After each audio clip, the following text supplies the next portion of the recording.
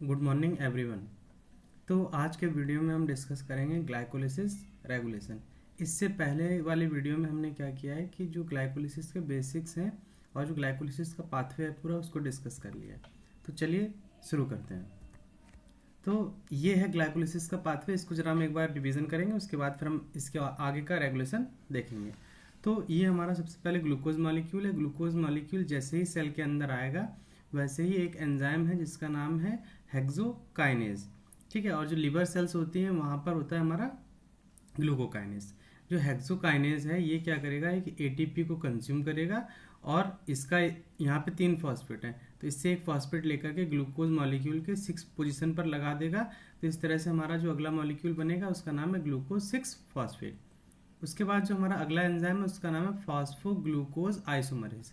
ये क्या करेगा, जो ग्लूकोज है ग्लूकोज को आइसोमराइज कर देगा किसमें, फ्रक्टोज में। तो हमारा जो नया मॉलिक्यूल जो है वो बनेगा उसका नाम है फ्रक्टोज 6 फॉस्फेट। इसने क्या किया, आइसोमराइजेशन किया है इस स्टेप में, केवल ग्लूकोज 6 फॉस्फेट को कन्वर्ट कर दिया है फ्रक्टोज 6 फॉस्फेट में। फ्रक्टोज 6 फॉस्फेट पर एक एंजाइम है जिसका नाम है PFK1, फॉस्फोफ्रक्टोकाइनेज 1, PFK1। ये एंजाइम वर्क करेगा, ये काइनेज है तो एटीपी कंज्यूम करेगा और ये क्या करेगा, फ्रक्टोज की फर्स्ट पोजीशन पर भी एक फॉस्फेट लगा देगा। ये है इसका 6 कार्बन और ये है इसका फर्स्ट कार्बन। अभी 6 पोजीशन पर फॉस्फेट लगा हुआ, अभी फिर अगले स्टेप में क्या होगा, इसकी फर्स्ट पोजीशन पर भी फॉस्फेट लग जाएगा। तो जो हमारा प्रोडक्ट बनेगा उसका नाम है फ्रक्टोज 1,6 बाईफॉस्फेट। इसका बाद जो नेक्स्ट एंजाइम है उसका नाम है फ्रक्टोज बाईफॉस्फेट एल्डोलेज। ये क्या करेगा, जो हमारा ये जो फ्रक्टोज 1,6 बाईफॉस्फेट मॉलिक्यूल है इसको 2 पार्ट में ब्रेक कर देगा, 3-3 कार्बन का। तो इतना पोर्शन ये हो गया और इसके नीचे वाला पोर्शन ये हो गया। तो 2 प्रोडक्ट बनेंगे, एक हमारा बनेगा डाईहाइड्रोक्सी एस्टोन फॉस्फेट और दूसरा बनेगा glyceraldehyde 3 phosphate. Dihydroxy Aston phosphate को फाइनली आइसोमराइज कर दिया जाएगा ग्लिसरल्डिहाइड 3 फॉस्फेट में, और ग्लिसरल्डिहाइड 3 फॉस्फेट जो है वो इस पाथवे में आगे वर्क करेगा। तो जो ग्लिसरल्डिहाइड 3 फॉस्फेट है, इस तरह से हम देखेंगे तो जो डाईहाइड्रोक्सी एस्टोन फॉस्फेट था इसको भी किस में कन्वर्ट कर दिया गया, ग्लिसरल्डिहाइड 3 फॉस्फेट में। तो ग्लिसरल्डिहाइड 3 फॉस्फेट के हमारे पास कितने मॉलिक्यूल हो जाएंगे, 2। अब जो नेक्स्ट एंजाइम है उसका नाम है glyceraldehyde 3 phosphate dehydrogenase. Dehydrogenase enzyme है तो यहाँ पर इलेक्ट्रॉन रिलीज होंगे। तो इस कंडीशन में क्या किया जाता है, ग्लिसरल्डिहाइड 3 फॉस्फेट को एक पीआई मॉलिक्यूल दिया जाएगा।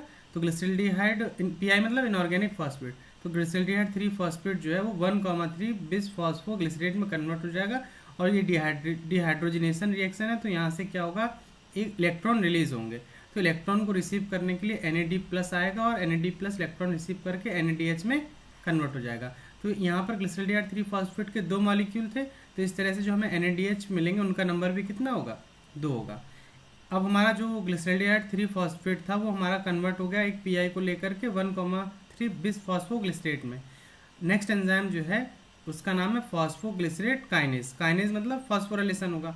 तो यहाँ पर भी हमें बिस फॉस्फो जो 1,3 बिस फॉस्फोग्लिसरेट है तो उसके कितने मॉलिक्यूल मिल रहे होंगे, 2।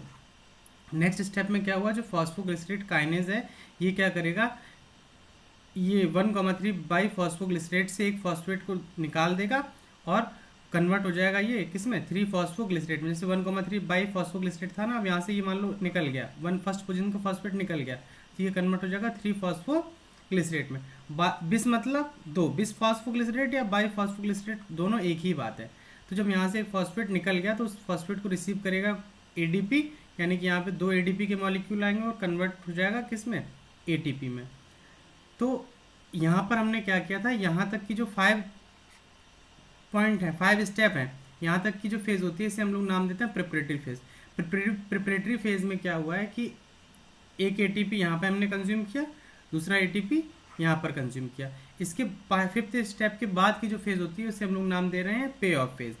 पे ऑफ फेज में क्या हुआ कि हमें सबसे पहले यहाँ पर 2 NADH मिले और हमने कंज्यूम किया एक PI, या ये 2 ग्लिसरल्डिहाइड थे यानी कि PI का नंबर कितना हो जाएगा, 2, और कितने NADH मिले, 2। नेक्स्ट स्टेप में क्या होगा कि यहाँ पर जो फॉस्फोग्लिसरेट काइनेज है ये क्या करेगा, 2 ADP मॉलिक्यूल यूज़ करेगा और उसको कन्वर्ट कर देगा ATP में। तो यानी कि हमें यहाँ पर अभी कितने ATP का फायदा हुआ, 2, लेकिन हम ऊपर 2 ATP लगा चुके थे, एक यहाँ पे लगाया था एक यहाँ पे, तो नेट गेन जो है वो अभी हमारा क्या हो गया, जीरो हो गया। मान लो जितना पैसा दिया उतना ही खर्च हो गया, तो नेट गेन जो है वो कितना है, जीरो है। नेक्स्ट स्टेप में क्या होगा, जो 3-फॉस्फोग्लिसरेट है इसको एक एंजाइम यूज करेंगे, फॉस्फोग्लिसरेट म्यूटेज। म्यूटेज क्या करता है, जैसे यहाँ पे ये थर्ड पोजीशन पर अभी फॉस्फेट लगा हुआ है, थर्ड कार्बन है, ये फर्स्ट ये सेकंड। अब ये म्यूटेज क्या करेगा, इसकी थर्ड पोजीशन से फॉस्फेट को हटा करके, यहाँ से फॉस्फेट हटा करके सेकंड पोजीशन जो है वहाँ पर शिफ्ट करा देगा। तो 3-फॉस्फोग्लिसरेट जो है वो with the help of phosphoglycerate म्यूटेज enzyme क्या करेगा, इसको कन्वर्ट करा देगा 2-फॉस्फोग्लिसरेट में, यानी कि सेकंड पोजीशन पर फॉस्फेट ग्रुप लग गया है। इसके बाद जो हमारा अगला एंजाइम है उसका नाम है इनोलेज। ये एक वाटर मॉलिक्यूल को रिलीज कराएगा और 2-फॉस्फोग्लिसरेट को कन्वर्ट करा देगा फॉस्फोइनोल पायरुवेट में। फॉस्फोइनोल पायरुवेट होता है, इसकी फास्फोरल ट्रांसफर पोटेंशियल ज़्यादा होती है। इस वजह से क्या होगा, जो ये फॉस्फोइनोल पायरुवेट है ये अपना फॉस्फेट जो है वो एडीपी मॉलिक्यूल को देगा और एडीपी मॉलिक्यूल जो है वो कन्वर्ट हो जाएगा किसमें, एटीपी में। तो यहाँ पर जैसे दो ग्लिसरेडियाइड 3-फॉस्फेट चल कर आए, तो यानी कि जो आगे के जितने भी कंपाउंड हमें मिल रहे होंगे, जो मॉलिक्यूल मिल रहे होंगे, वो वहाँ पर नंबर हमें कितना होगा, 2 का। तो हमें 2 एटीपी का यहाँ पर फायदा हुआ। तो इस तरह से हम देख रहे हैं कि हमें टोटल कितने एटीपी का फायदा हुआ ग्लाइकोलिसिस में। नेट गेन हमारा 2 एटीपी का, और एनएडीएच हमें मिले हैं कितने, 2 एनएडीएच मिले हैं। और जो हमारा पायरुवेट मॉलिक्यूल बना है ये भी कितना बना होगा, 2 बना होगा। तो अभी यहाँ पे कार्बन का नंबर देखो जरा कितना है, फर्स्ट सेकेंड थर्ड। ग्लूकोज में कितना था, 6 कार्बन थे, तो हमें 3-3 कार्बन के 2 पायरुवेट मॉलिक्यूल मिल गए, यानी कि ग्लाइकोलिसिस में कहीं पर भी कोई भी CO2 रिलीज नहीं हुई है। अब जरा समझ लो, टोटल इस रिएक्शन में 10 स्टेप थे। तो जो हमारा फर्स्ट स्टेप है ये इरिवर्सिबल है, मतलब ये रिएक्शन वापस रिवर्स नहीं हो सकती, तो ये हमारा रेगुलेटरी स्टेप है। थर्ड स्टेप है वो हमारा रेगुलेटरी स्टेप है, और जो हमारा सबसे लास्ट 10 स्टेप है पायरुवेट काइनेज वाला, ये हमारा रेगुलेटरी स्टेप। तो इस तरह से ग्लाइकोलिसिस पाथवे में हमारे 3 रेगुलेटरी स्टेप हैं, फर्स्ट, थर्ड और 10th। जो हमारा ये थर्ड जो स्टेप होता है ये होता है बस यही मतलब डिसाइड करेगा कि इस पाथवे इस अगर स्टेप से अगर आगे निकल गए तो इस पाथवे को वापस नहीं रोका नहीं जा सकता है, ठीक है। तो ये हमारा रेट लिमिटिंग स्टेप भी है। चलिए, तो ये है ग्लाइकोलिसिस का ओवरव्यू। अब हम इसके एंजाइम को डिस्कस करेंगे कि किस एंजाइम को कौन एक्टिवेट करेगा और किस एंजाइम को कौन इनहिबिट करेगा। तो नेट गेन ऑफ ग्लाइकोलिसिस का देख लो जरा क्या हुआ। तो हमने एक ग्लूकोज मॉलिक्यूल यूज़ किया, ठीक है। प्रिपरेटरी फेज में हमने 2 एटीपी यूज़ किए ग्लूकोज मॉलिक्यूल को तैयार करने के लिए। उसके बाद हमने जो ग्लिसरॉल्डिहाइड 3-फॉस्फेट डिहाइड्रोजिनेज ये वाला स्टेप है, यहाँ पर हमने 2 PI यूज़ किया और हमें मिला क्या, 2 NADH। तो यहाँ पर देखो, तो हमने 2 PI यूज़ किया और NAD+2 यूज़ किया, उसको हमने कन्वर्ट करा दिया किस में, NADH में। तो यहाँ पे हमने 2 NAD+ यूज़ किए और हमने टोटल ATP बनाए थे 4, ठीक है। 2 ATP हमने यहाँ पे कंज्यूम कर लिए, तो हमने ATP बनाने के लिए हमने ADP पर फॉस्फेट लगाया, तो ये कन्वर्ट हो गया किस में, ATP में। तो हमने 4 ATP बनाए टोटल।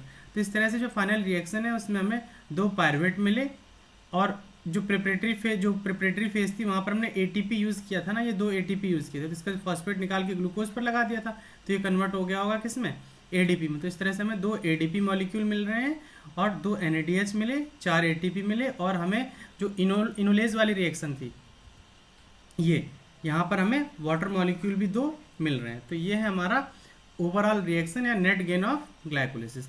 अब 2 कंडीशन हो सकती हैं, ग्लाइकोलिसिस जो है वो दोनों कंडीशन में रन होती है, या तो एनारोबिक कंडीशन हो या एरोबिक कंडीशन हो। या तो ऑक्सीजन प्रेजेंट होगी तब भी ग्लाइकोलिसिस रन हो रही होगी, और ऑक्सीजन एब्सेंट होगी तब भी ग्लाइकोलिसिस रन हो रही है। तो हम यहाँ पर पहले बात करते हैं एरोबिक रेस्पिरेशन की। एरोबिक रेस्पिरेशन मतलब ऑक्सीजन जो है वो प्रेजेंस है।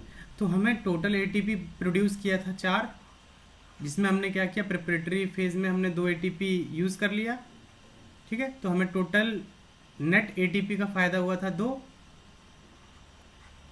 और हमें मिले थे 2 NADH। ये NADH को क्या करेंगे हम ETS सिस्टम में, यानी कि इलेक्ट्रॉन ट्रांसपोर्ट सिस्टम में जब हम आगे भेजेंगे, तो ये 2 NADH से हम अभी समझ लेते हैं अप्रॉक्स हमें 3 ATP, एक NADH से हमें 3 ATP। वैसे रियल में तो 2.5 या 1.5 जैसे हमने वो मेलेट एस्पार्टेट या ग्लिसरॉल 3-फॉस्फेट सिस्टम में डिस्कस किया था उसके हिसाब से, लेकिन अभी हम इसको 3 ATP मान लेते हैं। तो हमें एक NADH से मिल रहा है 3 ATP, तो 2 NADH से हमें मिलेगा कितना, 6 ATP। तो 6 ATP हमें NADH से मिल जा रहा है जब हमने इसको ETS में ले गए, और 2 ATP हमें यहाँ से मिल रहा था। तो इस तरह से हमें जो नेट गेन हुआ ग्लाइकोलिसिस में ATP का, वो हमारा हो गया 8 एटीपी का। वहीं दूसरी कंडीशन एनारोबिक रेस्पिरेशन की है, मतलब यहाँ पर जो ऑक्सीजन है वो प्रेजेंट नहीं है। तो जब एनारोबिक रेस्पिरेशन होगा तो जो एनएडीएच बन रहे हैं ये आगे इलेक्ट्रॉन ट्रांसपोर्ट सिस्टम में नहीं जा पाएंगे। तो इस तरह से जो हमने 4 एटीपी प्रोड्यूस किए थे, 2 प्रेपरेटरी फेज में कंज्यूम कर लिए थे, तो हमें जो नेट गेन जो है वो होगा हमें 2 एटीपी का। ठीक है, जो हमें कहाँ पर मिलेंगे, पे ऑफ फेज में। तो इस तरह से दोनों कंडीशन है, एरोबिक कंडीशन में हमें 8 एटीपी का फ़ायदा होगा और एनारोबिक कंडीशन में हमें 2 एटीपी का फ़ायदा होगा। अब हम बात करते हैं जो ग्लाइकोलिसिस के इनहिबिटर हैं उनकी। तो some chemical agents selectively block glycolysis by inhibiting the catalytic activity of specific enzyme. तो कुछ इनहिबिटर्स हैं जो स्पेसिफिक एंजाइम की कैटालिटिक एक्टिविटी, मतलब उस एंजाइम के कार्य करने की जो कैपेसिटी है उसको इनहिबिट करते हैं। ठीक है, और ग्लाइकोलिसिस को रोक देते हैं। तो यहाँ पर इस लिस्ट में इनहिबिटर दिया गया और यहाँ पर दिया गया टारगेट एंजाइम। तो हमारा आयोडो एसीटेट, हैवी मेटल और आर्सेनेट, ये हमारा जो एंजाइम था यहाँ पर, ये ग्लिसरल्डिहाइड 3 फॉस्फेट डिहाइड्रोजिनेज, इसको इनहिबिट करते हैं। ठीक है, कौन करता है, आयोडो एसीटेट, हैवी मेटल और आर्सेनेट। तो ये हमारा इसको इनहिबिट कर रहे हैं, ग्लिसरल्डिहाइड 3 फॉस्फेट डिहाइड्रोजिनेज को। वहीं जो हमारा फ्लोराइड होता है, फ्लोराइड हमारा इनुलेज एंजाइम का इनहिबिटर होता है। अब जो आयोडो एसीटेट और हैवी मेटल है ये कैसे इनहिबिट करते हैं, तो देख लो, जैसे ये हमारा एंजाइम है, ठीक है, और ये है इसकी एक्टिव साइट। तो iodoacetate, heavy metal such as mercury Hg2+, मान लो ये Hg2+ है, ये इरिवर्सिबली इनहिबिट करते हैं glyceraldehyde 3 phosphate dehydrogenase activity because they bind and block the SH group on of an essential cysteine residue present in the active site. अब जो इसकी यहाँ पर जो एक्टिव साइट है इसमें हमारा सिस्टीन रेजिड्यू प्रेजेंट है। जो सिस्टीन रेजिड्यू का एसएच ग्रुप होता है ये हैवी मेटल जाकर के क्या करेंगे, इनके साथ में इरिवर्सिबली बाइंड कर जाएंगे। और जब एक्टिव साइट में ये सिस्टीन रेजिड्यू के साथ में मरकरी और हैवी मेटल जो बाइंड है तो ये क्या करेंगे, यहाँ पर सबस्ट्रेट को बाइंड नहीं होने देंगे। तो इस तरह से इस एंजाइम की जो एक्टिविटी जो है वो खत्म हो जाएगी। तो 3 है, आयोडो एसीटेट, हैवी मेटल और आर्सेनेट। आयोडो एसीटेट और हैवी मेटल को हमने समझ लिया कि ये ग्लिसरल्डिहाइड 3 फॉस्फेट की एक्टिविटी को कैसे रोक रहे हैं। अब हम नेक्स्ट में देखेंगे जो आर्सेनेट है वो कैसे वर्क करता है। तो what will effect glycolysis in presence of arsenate, क्या होगा जब हम आर्सेनेट को यूज़ करेंगे ग्लाइकोलिसिस में एज ए इनहिबिटर की तरह। तो glycolysis remain continuous but net gain become 0।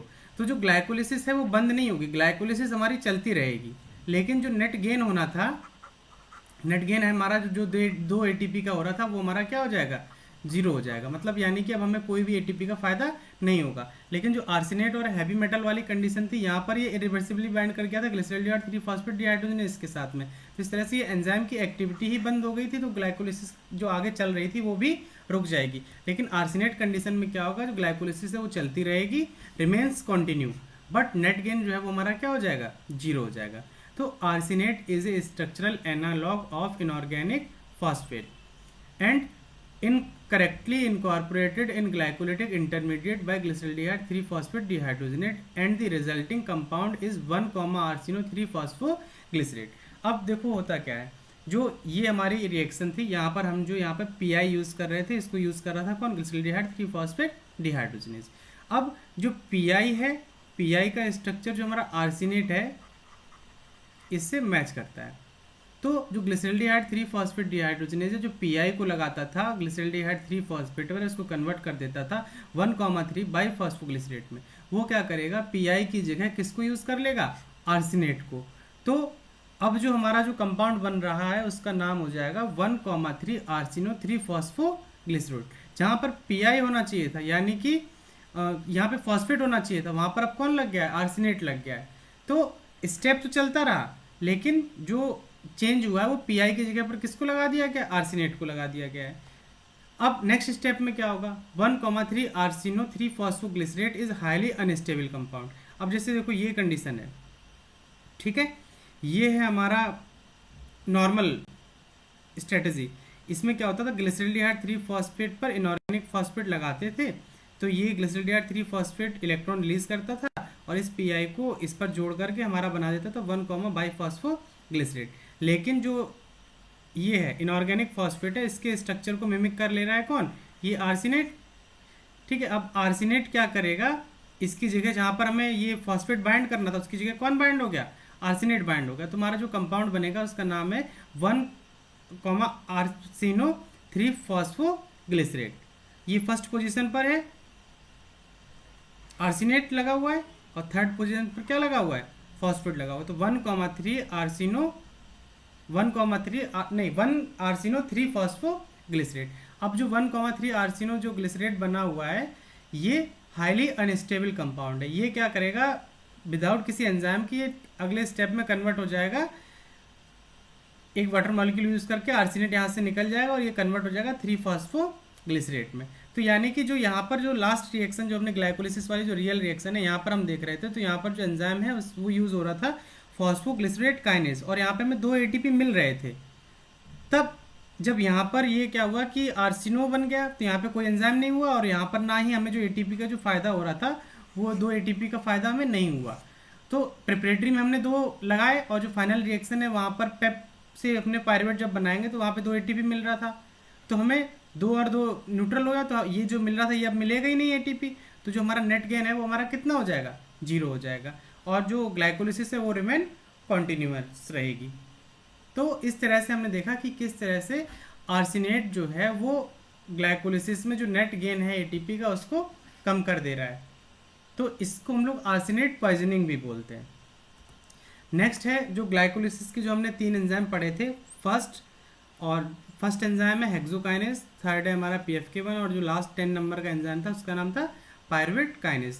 तो ये 3 स्टेप ऐसे थे जो इरिवर्सिबल थे, इन्हीं स्टेप को हम लोग रेगुलेटरी स्टेप बोलते हैं। तो एक लिस्ट में हमने एक्टिवेटर का नाम दिया हुआ है, दूसरी लिस्ट में हमने इनहिबिटर का नाम दिया गया है। तो जो हेक्सोकाइनेज है, हेक्सोकाइनेज जो है वो ATP को कंज्यूम करता था। हेक्सोकाइनेज एक ये जो ग्लूकोज मॉलिक्यूल है यहाँ पर हेक्सोकाइनेज एंजाइम यूज होगा, और ये ATP कंज्यूम करेगा और इसको कन्वर्ट कर देगा ADP में, और यहाँ पर जो ग्लूकोज की 6 पोजीशन थी वहाँ पर फॉस्फेट लगा दिया जाएगा। तो जो ATP जो है वो हेक्सोकाइनेज का एक्टिवेटर है, और जो इसका जो सबस्ट्रेट बन रहा है ग्लूकोज 6 फॉस्फेट, ये जो यहाँ पे हेक्सोकाइनेज जो एंजाइम है इसी का इनहिबिटर है। तो इस तरह से जो सबस्ट्रेट जो बन रहा है वो अपने एंजाइम को ही क्या कर रहा है, इनहिबिट कर रहा है। तो एक्टिवेटर है हमारा हेक्सोकाइनेज का ATP, और जो इनहिबिटर है वो इसका सबस्ट्रेट है जो ग्लूकोज 6 फॉस्फेट है। वहीं जो हमारा PFK1 एंजाइम है, PFK1 एंजाइम का जो एक्टिवेटर है उसका नाम है फ्रक्टोज 2,6 बाइफॉस्फेट और AMP, और जो इसका इनहिबिटर है वो हमारा ATP है और सिट्रेट है। ठीक, वैसे ही हमारा जो नेक्स्ट एंजाइम है पायरुवेट काइनेज, यहाँ पर देखो PFK1 का जो एक्टिवेटर है फ्रक्टोज 2,6 बाइफॉस्फेट, और वहीं पायरुवेट काइनेज का जो एक्टिवेटर है उसका है फ्रक्टोज 1,6 बाइफॉस्फेट, और जो पायरुवेट काइनेज का जो इनहिबिटर है उसमें 4 इनहिबिटर हैं। एक है हमारा acetyl coenzyme A, alanine, long chain fatty acid और ATP। तो पायरुवेट काइनेज का जो एक्टिवेटर है उसका नाम है फ्रक्टोज 1,6 बाइफॉस्फेट, और जो इनहिबिटर है वो हमारे 4 हैं, acetyl coenzyme A, alanine, long chain fatty acid और ATP। अब यहाँ पर नोट में कुछ पॉइंट दिया गया उसको जरा समझ लो। Citrate is the first metabolic intermediate of the TCA cycle. जो सिट्रेट है वो TCA साइकिल का फर्स्ट मेटाबॉलिक इंटरमीडिएट है। Thus saturation of TCA cycle inhibit glycolysis. अब देखो क्या होता है कि जैसे मान लो यहाँ पर एस्टाइल कोएंजाइम A को हम TCA साइकिल में ले जाते हैं, तो यहाँ पे जो फर्स्ट इंटरमीडिएट है वो हमारा कौन है, सिट्रेट। तो अगर हमारी जो TCA साइकिल सेचुरेट हो चुकी है, यानी कि इसके सारे एंजाइम जो है वो इन्वॉल्व हो चुके हैं रिएक्शन में, तो जो सिट्रेट जो बन रहा होगा वो आगे पाथवे में जा नहीं पाएगा, तो सिट्रेट का अमाउंट जो है वो इंक्रीज करने लगेगा।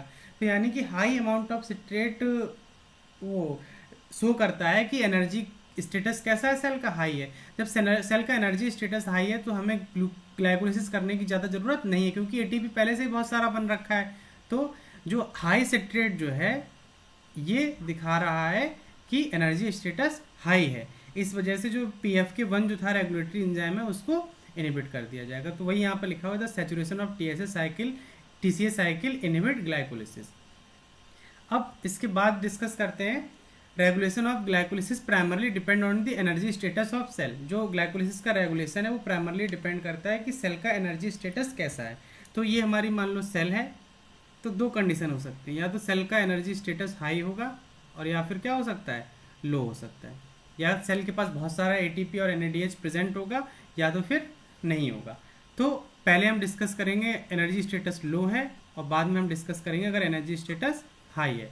तो अगर एनर्जी स्टेटस लो है तो यानी कि ग्लाइकोलिसिस से हमें एटीपी का फ़ायदा हो रहा था, तो अगर एनर्जी कम है तो हमें एनर्जी बढ़ाने के लिए एटीपी का और अमाउंट बढ़ाना पड़ेगा ना।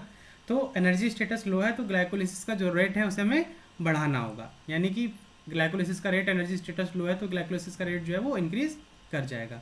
वहीं पर अगर क्या है एनर्जी स्टेटस हाई है तो ग्लाइकोलिसिस का हमें रेट जो है उसको घटाना पड़ेगा, तो यहाँ पर जो ग्लाइकोलिसिस का रेट है उसे रिड्यूस कर लिया जाएगा। अब एनर्जी स्टेटस लो है तो जब एनर्जी स्टेटस हाई कंडीशन है तो उसमें क्या होता है कि एटीपी और एनएडीएच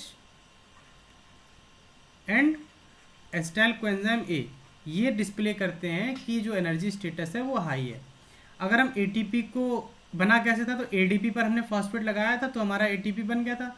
वहीं तरफ क्या है जो लो एनर्जी स्टेटस है उसको डिस्प्ले करता है या शो करता है कौन, एडीपी एनडी प्लस, ये शो करते हैं कि जो एनर्जी का स्टेटस है वो कैसा है, लो है। तो high concentration of ADP and AMP show energy status low and high concentration of ATP NADH and acetyl coenzyme A ये इंडिकेट करते हैं कि सेल का जो एनर्जी स्टेटस है वो कैसा है, हाई है। नेक्स्ट पॉइंट में हम देखते हैं high NAD plus and low concentration acetyl coenzyme A indicate low energy status. देखो यहाँ पर एसिटाइल कोएंजाइम ए का ज़्यादा है कंसंट्रेशन, यानी कि जो टीसीए साइकिल है वो सैचुरेट हो चुकी है और एसिटाइल कोएंजाइम में जो फर्दर बना हुआ है वो साइकिल में नहीं जा पा रहा है। तो यानी कि कंडीशन कैसी है, टीसीए के सारे एंजाइम इन्वॉल्व है, यानी कि एनर्जी स्टेटस हाई है। वहीं पर अगर एसिटाइल कोएंजाइम ए का कंसंट्रेशन क्या हो, लो हो, अगर यानी कि जो एसिटाइल कोएंजाइम में बन रहे हैं वो सारे के सारे टीसीए साइकिल में चले जा रहे हैं, तो एसिटाइल कोएंजाइम ए का लो कंसंट्रेशन डिस्प्ले करता है या शो करता है कि जो एनर्जी स्टेटस है सेल का वो कैसा है, लो है। अब मोटा मोटा समझ लो कि ADP NAD plus and acetyl coenzyme A इनका कंसंट्रेशन लो है तो एनर्जी स्टेटस सेल का कैसा है, लो है, तो ग्लाइकोलिसिस का रेट को इंक्रीज किया जाएगा। वहीं दूसरी तरफ ये समझ लो कि ATP NADH and acetyl coenzyme A का कंसंट्रेशन अगर हाई है तो सेल का एनर्जी स्टेटस हाई है तो ग्लाइकोलिसिस के रेट को घटाया जाएगा। ठीक, अब हम बात करते हैं ग्लाइकोलिसिस का हार्मोनल रेगुलेशन के बारे में। तो दो एंजाइम है हमारे, एक है हमारा इंसुलिन और दूसरा है हमारा ग्लूकेगॉन। ये दो एंजाइम जो है वो ग्लाइकोलिसिस के रेट को रेगुलेट करते हैं। कैसे करते हैं वो जरा अभी हम डिस्कस कर लेते हैं। तो इंसुलिन जो है वो हमारा पैनक्रियाज की जो बीटा सेल्स होती हैं वहाँ से रिलीज होता है, और जो हमारा ग्लूकेगॉन है जो पैनक्रियाज की अल्फा सेल्स होती हैं वहाँ से रिलीज किया जाता है। तो जब ब्लड ग्लूकोज लेवल हाई होता है, ठीक, जब ब्लड ग्लूकोज लेवल क्या है, हाई है, तो उस ग्लूकोज लेवल को ब्लड में कम करने के लिए जो हमारा हार्मोन रिलीज होता है उसका नाम है क्या, इंसुलिन। अब ब्लड ग्लूकोज जब बढ़ा हुआ है तब इंसुलिन रिलीज हो रहा है और उसके बाद में ब्लड ग्लूकोज लेवल क्या हो जा रहा है, कम हो जा रहा है। तो यानी कि इंसुलिन हमारा कह रहा है कि ग्लाइकोलिसिस के रेट को जल्दी जल्दी बढ़ाओ और ग्लूकोज जो ब्लड में आ गया उसको ख़त्म करो और ब्लड में ग्लूकोज लेवल को नॉर्मल करो। तो यहाँ पर जो नेक्स्ट पॉइंट है ये क्या करता है, ब्लड ग्लूकोज लेवल को कम कराता है, increasing the rate of glycolysis and stimulate glycogen synthesis. मान लो ये ब्लड वेसल्स है, यहाँ पर खाना खाया आपने, उसके बाद में बहुत सारे ग्लूकोज मॉलिक्यूल आ गए हैं और यहाँ पर आपके सेल्स हैं। तो ये क्या करेगा, जो इंसुलिन जो आया ये पहले ब्लड से ग्लूकोज मॉलिक्यूल को सेल के अंदर एब्जॉर्ब करा देगा। उसके बाद क्या करेगा, दो चीज़ कहेगा, एक काम करिए आप कि जो ग्लूकोज मॉलिक्यूल आप सेल के अंदर आया उसको जल्दी से जल्दी ग्लाइकोलिसिस करके पायरुवेट में कन्वर्ट करिए, और अगर आपके पास सफिशिएंट पायरुवेट या एसिटाइल कोएंजाइम जो सब बन चुके हैं उसके बाद आप क्या करिए, जो एक्स्ट्रा ग्लूकोज मॉलिक्यूल है उसको सेल अपने पास स्टोर कर ले इन फॉर्म ऑफ ग्लाइकोजन। ये पॉइंट समझ में आ गया। इंसुलिन जो है वो बीटा सेल की पैनक्रियाज की बीटा सेल से रिलीज होता है, सेक्रेट होता है जब हाई कंसंट्रेशन होगा ग्लूकोज का इन ब्लड में, और ग्लूकोज लेवल को घटाता है बाई दो तरह से, कैसे, ग्लाइकोलिसिस का रेट को बढ़ा करके और दूसरा जो ग्लाइकोजन की सिंथेसिस करा करके।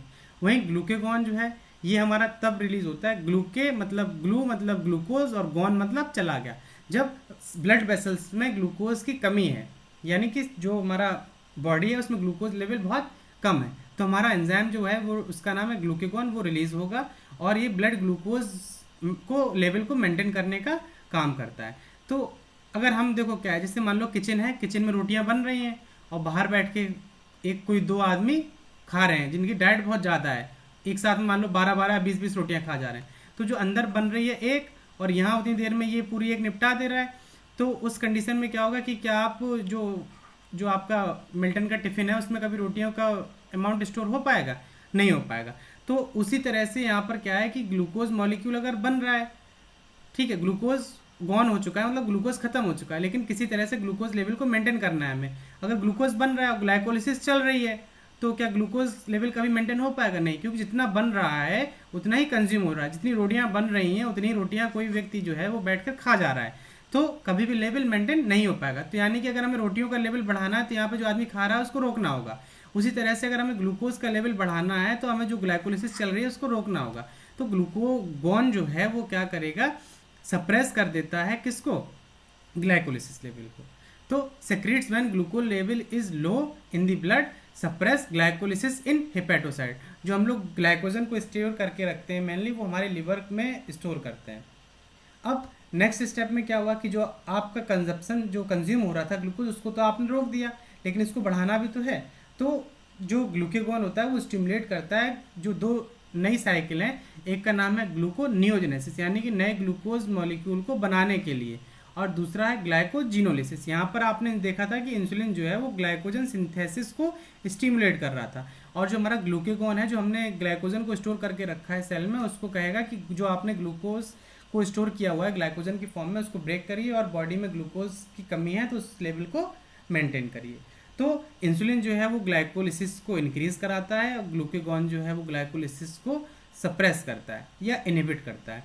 यहाँ पर ग्लाइकोजन सिंथेसिस को स्टिमुलेट किया जाता है और ग्लूकेगॉन में ग्लाइकोजन जो ब्रेकडाउन है उसको स्टिमुलेट किया जाता है। यहाँ पर ग्लूकोनियोजेनेसिस भी रन किया जाता है जिससे हमने बॉडी में ग्लूकोज लेवल को मेंटेन कर सकें। अब एक पॉइंट और समझ लो, insulin and glucagon regulate fructose 2,6 biphosphate level in cell by controlling the activity of bifunctional enzyme PFK2 and FBPase। जो फ्रक्टोज 2,6 बाइफॉस्फेट है ये हमारा एक्टिवेटर था कौन से एंजाइम का, अभी हमने डिस्कस किया है थोड़ी देर पहले। फ्रक्टोज 2,6 बाइफॉस्फेट ये हमारा एक्टिवेटर है PFK1 का। PFK1 जो है वो रेगुलेटरी एंजाइम है, मोस्ट इंपॉर्टेंट रेगुलेटरी एंजाइम कौन है, PFK1। तो जो इंसुलिन और ग्लूकेगॉन है ये फ्रक्टोज 2,6 बाइफॉस्फेट को लेवल को मेंटेन करके रखते हैं विद द हेल्प ऑफ एक बाइफंक्शनल एंजाइम है जिसका नाम है PFK2 एंड FBPase। अब ये रेगुलेशन कैसे हो रहा है जरा हम लोग उसको आगे समझते हैं। तो पहले PFK1 के बारे में समझ लेते हैं। तो PFK1 का पूरा नाम है फॉस्फोफ्रक्टोकाइनेज 1। It is a allosteric enzyme and catalyse the committed step of glycolysis. जो PFK1 वाला जो स्टेप है यानी कि जो फ्रक्टोज को कन्वर्ट किया जा रहा था फ्रक्टोज 1,6 बाइफॉस्फेट में, यहाँ पर जरा ध्यान दीजिए। तो यहाँ पर हमारा PFK1 यूज हो रहा था, फ्रक्टोज 6 फॉस्फेट को हमने कन्वर्ट किया था फ्रक्टोज 1,6 बाइफॉस्फेट में। ये हमारा कमिटेड स्टेप है। कमिटेड स्टेप मतलब जैसे सलमान खान बोलता है ना, एक बार जो मैंने कमिटमेंट कर दिया उसके बाद मैं अपने आप की भी नहीं सुनता, वैसे ही यहाँ पर भी है। PFK1 ने एक बार फ्रक्टोज 1,6 बाइफॉस्फेट में कन्वर्ट करा दिया, उसके बाद ये स्टेप रिवर्स नहीं करा सकते। इसके बाद इस ग्लूकोज मॉलिक्यूल का फेट जो है वो यही है कि आपको फाइनली पायरुवेट जो है वो बनाना ही बनाना है। तो ये कमिटेड स्टेप है।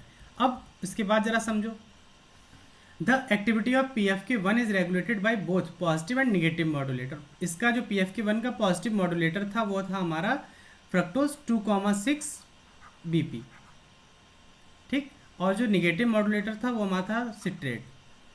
Fructose 2,6 biphosphate is the most potent positive modulator of PFK1। तो जो PFK1 का जो मोस्ट पोटेंट मॉड्यूलेटर था वो हमारा था कौन, fructose 2,6 biphosphate. Absence of fructose 2,6 biphosphate PFK1 remains active. यहाँ पर एक्टिव नहीं इनएक्टिव होना चाहिए, क्योंकि जो फ्रक्टोज 2,6 बाइफॉस्फेट है अगर ये प्रेजेंट नहीं होगा तो ये एंजाइम कैसा रहेगा, इनएक्टिव रहेगा। Fructose 2,6 biphosphate is produce from fructose 6 phosphate by the enzyme PFK2। अब जो हम लोग डिस्कस करने वाले हैं वो एंजाइम का नाम है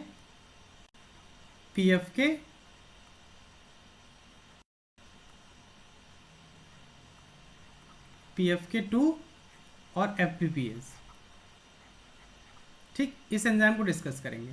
तो PFK1 का जो एक्टिवेटर है वो है हमारा फ्रक्टोज 2,6 बाइफॉस्फेट। अब देखो, जैसे ये वाली जो Manjhi the mountain man movie जो आपने देखी होगी, वहाँ पर जो ये अपने नवाजुद्दीन सिद्दीकी हैं, ये बोलते हैं फगुनिया, ए फगुनिया तू हमार जान है रे। वैसे ही जो ग्लाइकोलिसिस मॉलिक्यूल है वो भी PFK1 से बोलता है कि ए PFK1 तू हमार जान है। मतलब जिस तरह से यहाँ पर फगुनिया जो है वो नवाजुद्दीन सिद्दीकी की जान थी, वैसे ही यहाँ पर क्या है कि जो ग्लाइकोलिसिस है, ग्लाइकोलिसिस पाथवे का जो जान है वो हमारा कौन है, PFK1 एंजाइम है। और यही कमिटेड स्टेप है, रेगुलेटरी स्टेप भी है। तो इस तरह से पूरी की पूरी ग्लाइकोलिसिस जो है वो PFK1 को अगर हम समझ ले रहे हैं अच्छे से तो हमारा काम चल जाएगा। तो फ्रक्टोज 2,6 बाईफॉस्फेट जो हमारा एक्टिवेटर है उसको हम बनाते हैं फ्रक्टोज 6 फॉस्फेट से with the help of enzyme PFK2। यहाँ पर जो आप देख रहे हैं, यहाँ पर जो आप देख रहे हैं तो ये PFK2 और FBPase ये बाई फंक्शनल एंजाइम है, ये फ्रक्टोज 2,6 बाईफॉस्फेट के लेवल को मेंटेन किए रहता है। अब जरा आगे समझ लीजिए। तो पीछे चला गया। अब यहाँ पे देखो, ये PFK2 और FBPase2 ये एक बाई फंक्शनल एंजाइम है। ये ग्लाइकोलिसिस के लेवल को कैसे रेगुलेट करता है जरा हम लोग उसको समझते हैं। तो PFK2 और यहाँ पर है तुम्हारा FBPase, ये दो कंडीशन में रह सकता है। ये है अनफॉस्फोराइलेटेड स्टेट, ठीक है। और यहाँ पर देखो फॉस्फेट लगा हुआ है तो ये हमारी कैसी है, फॉस्फोराइलेटेड स्टेट है, ठीक। तो अनफॉस्फोराइलेटेड स्टेट में जो हमारा PFK2 है ये हमारा एक्टिव रहता है, यानी कि जब इस बाई फंक्शनल एंजाइम पर फॉस्फेट नहीं लगा होगा तो हमारा PFK2 जो है वो एक्टिवेट होगा। और PFK2 का जो काम होता है ये क्या करता है, जो ग्लूकोज जो फ्रक्टोज 6 फॉस्फेट है ये कन्वर्ट करा देता है। यहाँ पे PFK2 एंजाइम यूज होगा और ये फ्रक्टोज 2 को यहाँ पे एक ATP भी कंज्यूम किया जाएगा। ये फ्रक्टोज 6 फॉस्फेट को कन्वर्ट करा देगा किसमें, फ्रक्टोज 2,6 BP में। फ्रक्टोज 2,6 बाईफॉस्फेट कौन बनाता है, PFK2। अब वही जहां पर देख लो जरा कि PFK2 जो है या PFK2 और FBPase ये अभी अनफॉस्फोराइलेटेड स्टेट है। इस कंडीशन में क्या होगा, जो PFK2 जो है ये एक्टिव रहेगा और ये फ्रक्टोज 2,6 बाईफॉस्फेट के लेवल को इंक्रीज किए रहेगा, क्योंकि PFK2 एक्टिवेट रहेगा। अगर ये एक्टिवेट है तो फ्रक्टोज 6 फॉस्फेट को ये कन्वर्ट करता रहेगा फ्रक्टोज 2,6 बाईफॉस्फेट में। तो जब फ्रक्टोज 2,6 बाईफॉस्फेट अगर बनता रहेगा तो ये जो है ये हमारा PFK1 जो है ये PFK1 का क्या है, एक्टिवेटर है। तो PFK1 एक्टिवेटर रहेगा तो ग्लाइकोलिसिस जो है stimulate glycolysis and inhibit gluconeogenesis. तो ग्लाइकोलिसिस का जो रेट है वो हमारा बढ़ा रहेगा और जो ग्लूकोनियोजेनेसिस है उसको सप्रेस कर दिया जाएगा, ठीक है। ये कंडीशन तब है जब PFK2 और FBPase जो है ये अनफॉस्फोराइलेटेड कंडीशन में है। तो फ्रक्टोज 2,6 बाईफॉस्फेट का रेट जो है वो बढ़ा रहेगा, क्योंकि PFK2 का काम होता है फ्रक्टोज 6 फॉस्फेट को कन्वर्ट करना फ्रक्टोज 2,6 बाईफॉस्फेट में। और जब PFK2 हायर अमाउंट में प्रेजेंट है, एक्टिवेटेड फॉर्म में है, तो ये फ्रक्टोज 6 फॉस्फेट को कन्वर्ट करेगा फ्रक्टोज 2,6 बाईफॉस्फेट में। तो ग्लाइकोलिसिस का रेट जो है वो बढ़ा हुआ होगा और ग्लूकोनियोजेनेसिस जो है वो इनहिबिट होगी। वही क्या होता है कि जो हमारा ग्लूकेगॉन एंजाइम है, ठीक है, वो इंड्यूस करता है लो ग्लूकोज लेवल को। जब ग्लूकेगॉन सेक्रेट होगा तो सेल में साइक्लिक AMP का लेवल बढ़ेगा, तो cyclic AMP dependent protein kinase activate हो जाएंगे। जब साइक्लिक AMP का लेवल बढ़ेगा तो cyclic AMP dependent protein kinase activate हो जाएंगे और ये प्रोटीन काइनेज क्या करेंगे, ATP को कंज्यूम करेंगे और इसके ट्राईफॉस्फेट में से एक फॉस्फेट लेंगे और जो हमारा PFK2 FBPase by functional enzyme था उसके ऊपर एक फॉस्फेट को लगा दिया जाएगा। तो ये वाली कंडीशन हमारी हो जाएगी कैसी, फॉस्फोराइलेटेड स्टेज।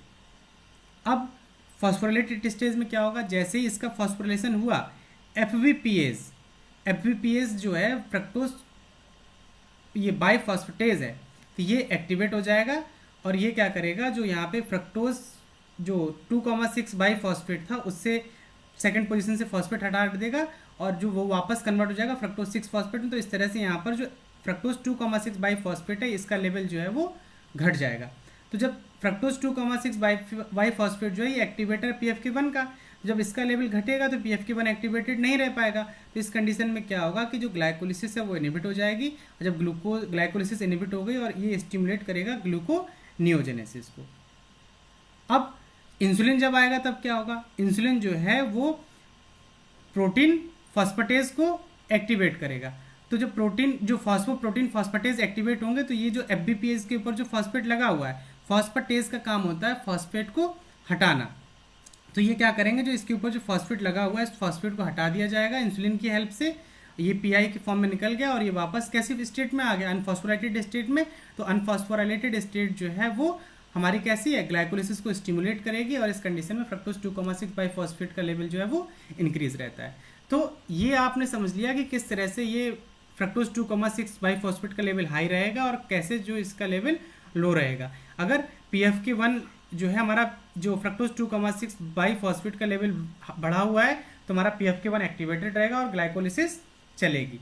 और अगर फ्रक्टोज 2,6 बाई फॉस्फेट है इसका लेवल जो अगर लो है तो हमारा जो ग्लूकोनियोजेनेसिस है वो चलेगी, क्योंकि ग्लूकोज मॉलिक्यूल उस कंडीशन में लो है। तो इस तरह से ये साइकिल जो है वो चलती रहती है। तो PFK2 को भी किसी एग्जाम में टारगेट किया गया है। तो इस तरह से हमने ये देखा है कि किस तरह से PFK2 और FBPase जो बाई फंक्शनल एंजाइम है वो अपना वर्क कर पा रहा है।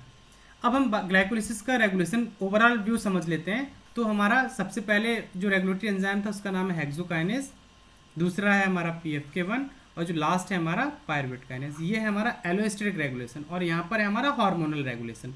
तो जो हेक्सोकाइनेज है और जो PFK1 है या जो पायरुवेट काइनेज है, हेक्सोकाइनेज का जो एक्टिवेटर था हमारा ATP था, और जो इसका जो प्रोडक्ट बनता है ग्लूकोज 6 फॉस्फेट, ये होता है हमारा किसका, इनिबिटर, हेक्सोकाइनेज का नेगेटिवली इनिबिटर। यानी कि हेक्सोकाइनेज को सप्रेस करने का काम कौन करता है, ग्लूकोज 6 फॉस्फेट।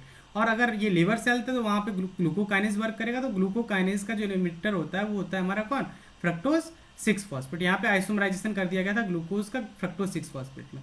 वहीं PFK1 की बात करें तो ATP और सिट्रेट, यानी कि ये रिप्रेजेंट करते हैं हाई लेवल एनर्जी स्टेटस को। तो ATP और सिट्रेट जो है वो हमारा PFK1 का इनिबिटर है।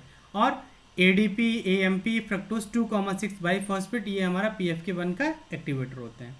वहीं पर अगर हम बात करें पायरुवेट काइनेज की, तो जो ATP एसिटाइल कोएंजाइम में और लॉन्ग चेन फैटी एसिड और एलानिन, ये हमारे इनिबिटर होते हैं PFK1 के। और जो PFK1 जो है ये लास्ट स्टेप होता है ग्लाइकोलिसिस का। इसके बाद जो फॉस्फोइनॉल पायरुवेट है इसको पायरुवेट में कन्वर्ट कर दिया जाएगा। अब हमने ओवरऑल ये समझा है कि ग्लाइकोलिसिस में जो ग्लूकोज मॉलिक्यूल को फाइनली किस में कन्वर्ट कर दिया गया, पायरुवेट में। अब नेक्स्ट वीडियो में हम देखेंगे कि इस पायरुवेट मॉलिक्यूल का आगे फेट क्या होगा। तो ये हो गया हमारा एलोस्टेरिक रेगुलेशन। और यहाँ पे एक पॉइंट और समझ लो, जो फ्रक्टोज 1,6 बाई फॉस्फेट बन रहा है ये पॉजिटिवली रेगुलेट करता है, फीडबैक, फॉरवर्ड फीडबैक देगा पायरुवेट काइनेज को कि आप एक्टिवेट हो जाएं और ग्लाइकोलिसिस को आगे चलाते रहेंगे। वहीं हम हार्मोनल रेगुलेशन की बात करें तो हमें दो मेनली हार्मोन पढ़ना है, एक इंसुलिन और ग्लूकेगॉन। इंसुलिन तब रिलीज होता है जब ग्लूकोज लेवल ज़्यादा होता है, ग्लूकोगॉन तब रिलीज होता है जब ग्लूकोज लेवल कम होता है। तो अगर ग्लूकोज लेवल ज़्यादा है तो इंसुलिन रिलीज हो रहा है, तो ये ग्लाइकोलिसिस को फेवर करेगा कि ग्लाइकोलिसिस होनी चाहिए। और वहीं पर अगर क्या है कि जो ग्लूकेगॉन है वो फेवर करता है कि ग्लूकोज लेवल कम है तो आप जो ग्लूकोज का जो कंजप्शन है उसको आप बंद कर दीजिए ताकि ग्लूकोज लेवल ब्लड में बढ़ाया जा सके। तो इस तरह से हमने दोनों रेगुलेशन समझ लिया है, एलोस्टेरिक रेगुलेशन कैसे है और जो हार्मोनल रेगुलेशन है वो कैसे है। तो आज के पूरे वीडियो में हमने डिस्कस किया था कि जो ग्लाइकोलिसिस जो है वो ओवरऑल कैसे रेगुलेट की जाती है। ठीक है, ये हमने ग्लूकोज से पूरा पायरुवेट बना लिया है और उसका हमने रेगुलेशन भी समझ लिया कि कैसे रेगुलेट करना है। नेक्स्ट वीडियो में हम देखेंगे कि जो पायरुवेट है किस तरह से पायरुवेट जो है वो TC साइकिल में जाएगा और जो फाइनल पायरुवेट बना है ग्लाइकोलिसिस का प्रोडक्ट उसका फेट क्या होगा। इस अगर पूरे कॉन्सेप्ट में अगर आपको कोई भी परेशानी होती है तो आप मेरे साथ डिस्कस कर सकते हैं, और जो टेलीग्राम चैनल है जहाँ पर हम इसको डिस्कस करेंगे उसका लिंक मैं डिस्क्रिप्शन बॉक्स में दे दूंगा, वहाँ पर आप इसको ज्वाइन कर सकते हैं और अपनी जो भी परेशानी है वहाँ पर पूछ सकते हैं। इसी तरह से और अधिक जानकारी के लिए हमारे साथ जुड़े रहिए। धन्यवाद।